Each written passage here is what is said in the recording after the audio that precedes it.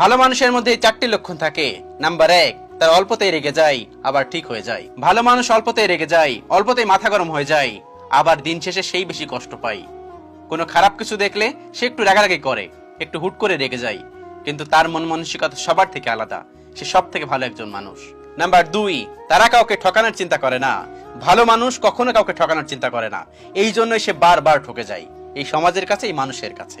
কারণ সে তো ভালো মানুষ, সে কাউকে ঠকানোর চিন্তা করে না। দিন শেষে দেখবেন যে ভালো এরকম কাজ করতে চাই, যে কাউকে ঠকানোর চিন্তা করে না, সেই দিন শেষে ঠকে যায়। এটাই হয়তো বা বাস্তবতা, এটাই হয়তো সমাজের রীতিনীতি হয়ে গেছে। নাম্বার 3, তারা সহজেই মানুষকে বিশ্বাস করে এবং বিপদে পড়ে যায়। রাস্তায় যদি কেউ বিপদে পড়ে যায়, তাকেও সে হেল্প করতে চায়, এর মাধ্যমে সে বিপদে পড়ে যায়। কোন একটা মানুষের টাকা লাগবে, সে ধার দেয়, এটার মাধ্যমে সে বিপদে পড়ে যায়। ভালো মানুষ পদে পদে বিপদে পড়ে, সে খুব সহজে মানুষকে বিশ্বাস করে, আর দিন শেষে সেই বিপদে পড়ে যায়। কোন একটা মানুষকে সৎ মনে টাকা ধার দিয়েছে, সেই টাকা চাইতে গেলে নানা অজুহাত, নানা ধরনের কথাবার্তা, সালিশ পর্যন্ত বসে যায়, বিচার পর্যন্ত হয়। ভালো মানুষ বারবার ঠকে যায়, ওই যে সে খুব সহজে মানুষকে বিশ্বাস করে ফেলে। নাম্বার 4, ভালো মানুষ মনে করে তার জন্য যেন কেউ কষ্ট না পায়, কিন্তু দিন শেষে সবাই তাকে কষ্ট দেয়, এটা কিন্তু সে ভুলে যায়। এটা হচ্ছে ভালো মানুষের একটা ব্যাড হ্যাবিট।